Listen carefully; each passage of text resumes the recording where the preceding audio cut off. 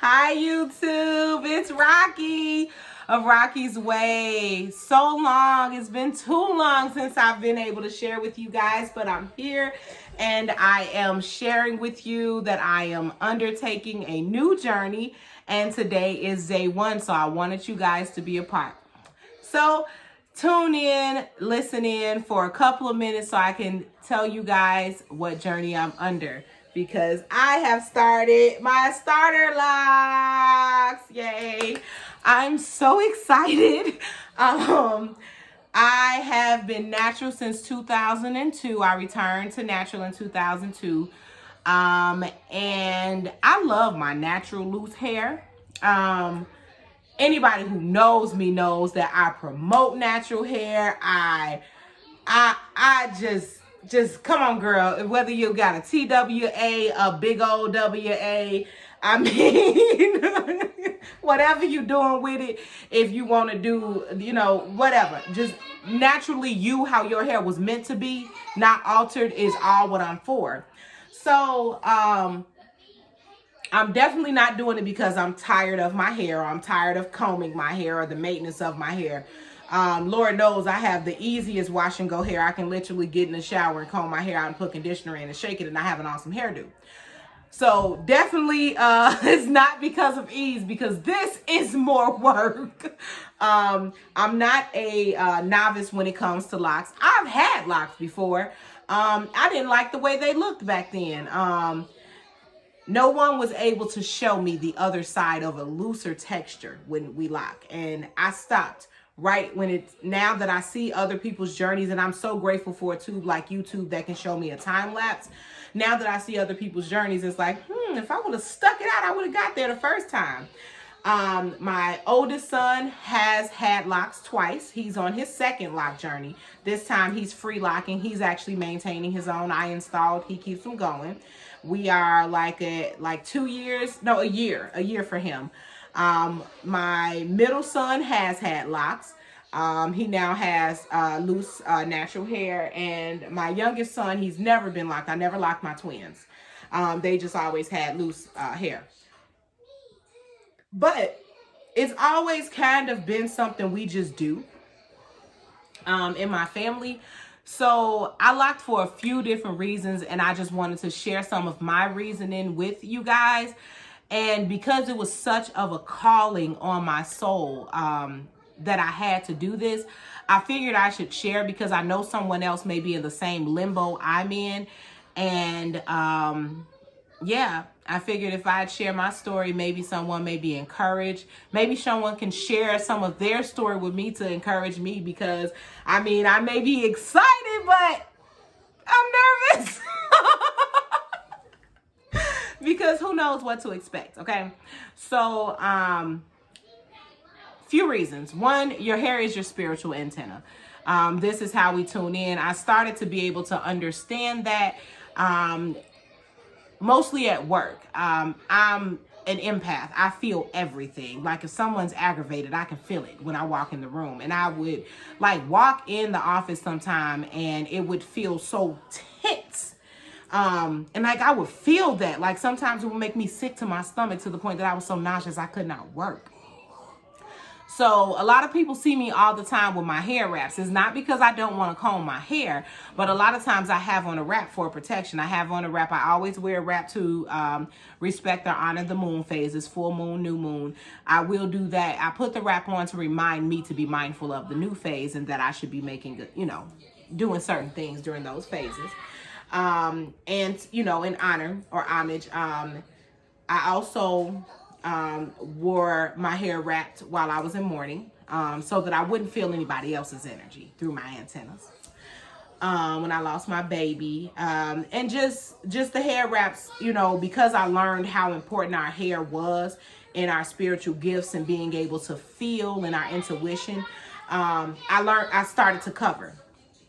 So I read a story about how there were these guys, they're Native American seekers. What they would do is they were basically hunters, and they would be able to catch their prey really slick, but they would feel almost, and they could track anything. And whenever you join the army, you know, the first thing they do in submission is they have you cut off your hair. So they cut those natives' hair, and then all of a sudden they lose their gifts because their gifts were tied to their antenna. That's how they were able to seek or, you know, track whoever they were tracking, is because they would feel with their hair. They lost a sense. It was like someone cutting off their nose, basically. Think about it like that. If you don't have your hair, for a sense, your spiritual sense is cut off. That's why in China, you know, Chinese bangs aren't a style. Chinese bangs were a punishment to actually calm down the intelligence of the Chinese women, or block that pineal gland or the third eye from getting sunlight. That's deep. Some of y'all may go with me, but yeah, our hair has a purpose and it has reasons. So it's just been this calling on my soul, and I'm like, I accept the calling. One of the reasons why it called on me is because it almost feels like a rite of passage. I mean, my grandmother had locks. On my wedding day, my mom had the prettiest little updo with her locks. And I feel like it's my turn. For me, I'm not over my hair. I love it. I still love my coils. I will miss my fro. Don't get it twisted. There's no, oh God, I feel good with my fro just, yes, looking like this. So it's not that I won't miss my fro. I did install my locks quite small so that I could have more versatility and I won't get bored with my hair. The first year or so, it'll probably just be like this. Because you're not supposed to manipulate it much while it's in its locking phase. They're babies or they're not matured at this point, so I'm gonna leave them alone. But the main three reasons, my 3 P's for locking my hair is for power, their strength in numbers, and I would think, you know, remember with the antenna, if you didn't have your antenna, this is for my old heads. But if you didn't have an antenna, sometimes we use the aluminum foil, but we couldn't use it as just a sheet. We'd have to crump it up like that to get a better signal, kind of put it together. Y'all get where I'm going. So yeah, for power, for my antennas, I kind of want to increase my frequency or get to the right station so I get a sharper signal. For protection, like I said, when my hair would be exposed in an afro where each strand could receive a different, you know, frequency or something, it would sometimes overwhelm me. So that's why I would do head wraps, or I do braids a lot. Actually, that's why I started wearing braids a lot, because that was like my meat in the middle for the okay. Put it in the recycling bin. Yeah, that little boy on that little meme, my son. But yeah, so I learned during that time that putting my hair in twists sometimes, or braiding it, or putting the hair over my hair for braid styles kind of protected me. So the strength in numbers I'm expecting out of my hair being locked. And for purpose, I see tomorrow I funeralize my grandfather. My grandmother.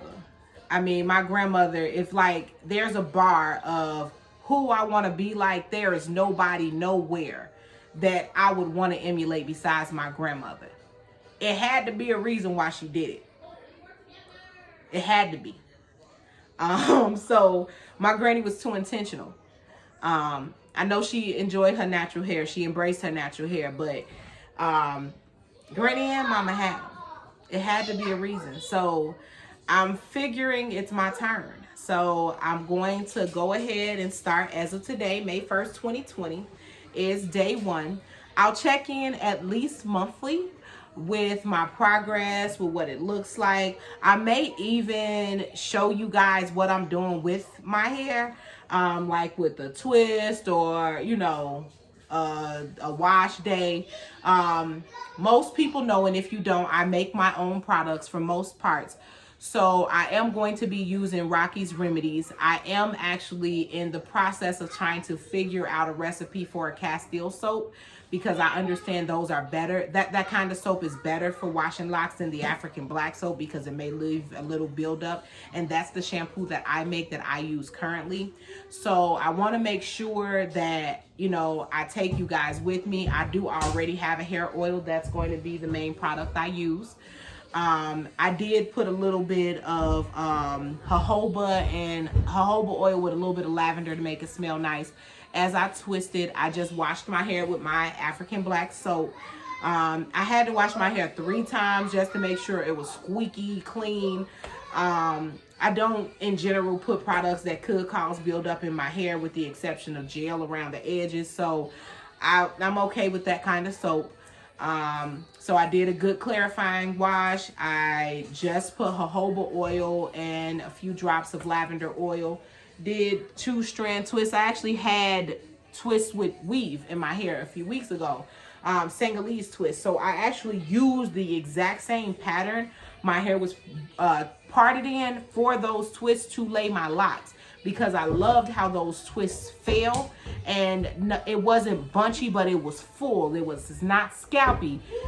So I'm like, you know what? That's a good pattern to start with. So most of my, and I'll get closer to you guys, most of my parts are like, what is this shape called? A diamond, and not just squares. And that's because my hair is fine, as you guys can see. So I don't want it to look thin. And that's something that's really important to me. So I'm being careful about how I lay them. I'm going to be giving you guys updates. I am so excited to see what this journey will bring me.